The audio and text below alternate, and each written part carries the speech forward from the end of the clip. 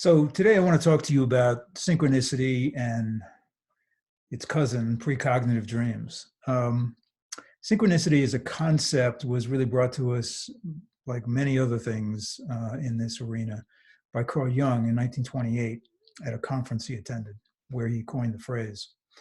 And he had talked, interestingly, to the physicists that were available to him at the time, most notably Einstein. And the idea is that there are two events that seem to be a coincidence. And in the culture, certainly today, lots of times we do just dismiss them as some random coincidence. But Jung saw them in many different situations in his clinical practice. So let's take a couple of examples of synchronicity, what it is and what it isn't. Now, what it isn't is this idea that you are going to set an intention to get a red car, okay? And that's in the front of your mind, and lo and behold, at some point in time, a red car shows up. Not synchronicity. Why? Because you've got your ego involved. You want something, okay? And however that process works is really not my arena, and whether it works is not my arena. I can just tell you that the true nature of synchronicity has nothing to do with what you think, okay? That's very important. It has a lot to do with your soul's purpose, like the essence of who you are. And this goes into a philosophical realm that you may or may not agree with, but what's your purpose here? What are you doing here? All right. And many times the reason people get into the work that I do is because there's a disconnect between who they have become and insisted they are and who they really are. Okay. So let's take a couple of examples of synchronicity. And the first one is useful in the sense that it kind of ties into this intention idea, right? So you decide that you want to make more money. And you put together a plan, and whether that is enhancing the career you're in or getting new training or whatever it is, you're working really hard at getting more money, okay? And in the process of that, you discover, almost by accident, a place to live that's much nicer than the place you're living in now and significantly less expensive. So you go do that. You move, right? And you continue on with this idea that you want more money. But guess what? You got more money, right? You got more money because the delta between your expenses and how much you have has gotten bigger.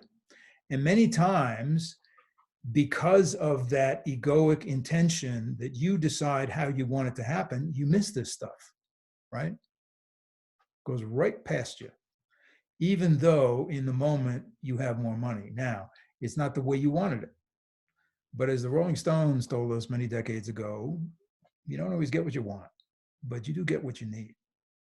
Okay, that's one kind, right?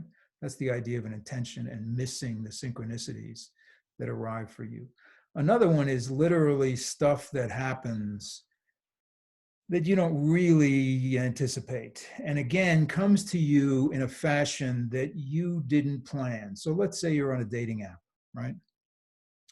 And you've been dating and it's not really happening, and, you know, the usual stories about dating apps.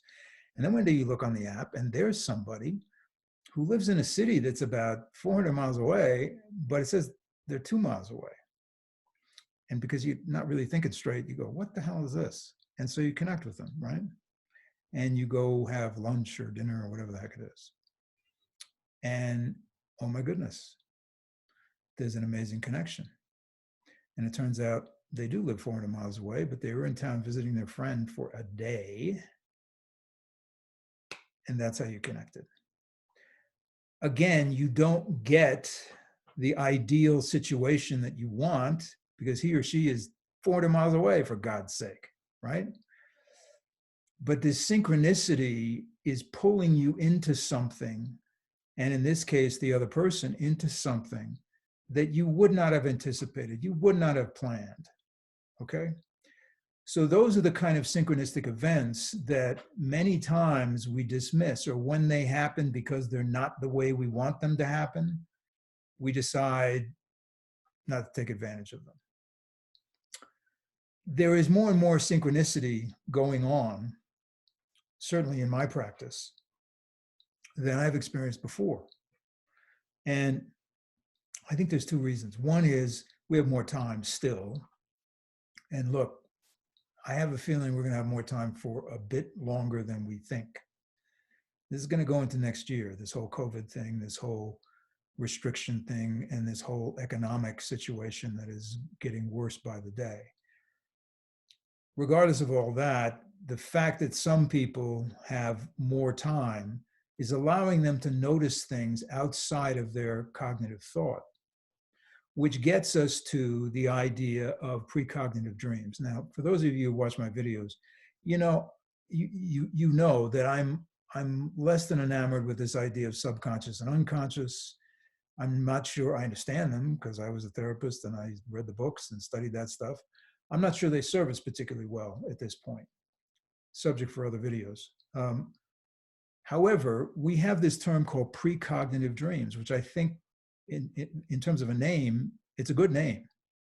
What does it mean? It means before thinking, before thinking, before you get into thinking. Now, we could have called it uncognitive, in other words, not thinking, but we didn't. So this is good enough, right? What's a precognitive dream? Well, the ones that I see the most are from mothers, and usually mothers with grown children who experience in a dream an event that they discover either happened that day, the next week, not usually too far out in the future, right? Those are dreams that are more common than you would think. And I believe they fall into the same category of synchronicity.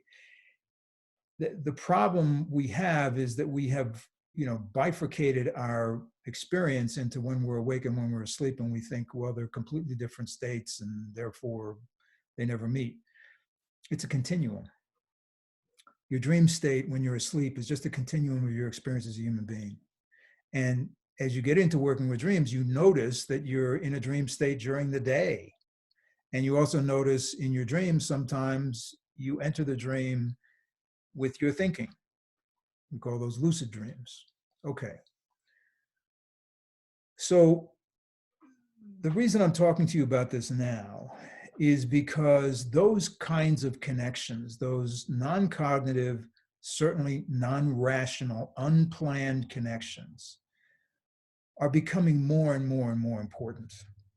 Those are the ways that we are going to begin to synthesize a different understanding of what our experience as human beings are and how we're going to manifest that in the world. Because God knows right now, the way human beings are behaving, we're in a lot of trouble. And the good news from my perspective, and I think a lot of people who do the kind of work I do, is that, okay, this is no fun, but it's pretty much required. Because you've seen that in the culture, there are a lot of situations, take the police if you want, or the economic system, or any one of a dozen different areas of our culture and the way we've organized our lives. And we're all seeing they don't work. They just don't work. They don't make any sense. They are driven by some abstraction that we don't even know where it came from. And the way we begin to change that is by paying attention to the fullness of our experience as human beings. And, I did a video last week called The Problem is the Problem, or The Problem of the Problem. And I think it's really important to understand that you cannot really pay attention to and integrate the synchronicities in your life if you are seeing everything in the container of a problem, even your own personality issues. Okay, it's a problem, it's a problem, it's a problem, right? No, it's not a problem. However you're behaving that's dysfunctional is a strategy that you learned for a very good reason, probably fairly early in your life. It's something you should honor. And then understand that you're not 6 or 5 or 12. You're not some kid who is doing the best they can to figure out how to make something work, even if it means that they are the ones that gets blamed or are the bad person or whatever it is, okay? Because the more we stay in the context of exploring this problem, the more that's the only way we can see the world. And the synchronicities of our lives are presenting us with what feel like miracles, like amazing. How does this stuff happen? It happens because we actually are connected, not just to each other, we're connected to everything. And one of the things that happens, it's easier if you live outside of a city, to be perfectly honest. You can connect with nature, you can connect with animals. You can begin to understand your place on the earth and in the cosmos. And synchronicities are extraordinarily powerful. Precognitive dreams are extraordinarily powerful. I may have mentioned in a video a client I had who was in a relationship and the other person kept getting hit by large vehicles, gone, boom, for weeks in their dreams. And then 6 months later, the relationship was gone, just like that. No, they weren't hit by a bus, but they left, boom, right? So many times in terms of the dream world, we get some information, but we don't really have the context to understand it, right? It's only in retrospect that we can understand it. And now people will say, well, you're just making it up. That's not really what those dreams are about. Okay, if you want to go down that road, but they feel that way, right? When you revisit them, it's sort of, they begin to make sense.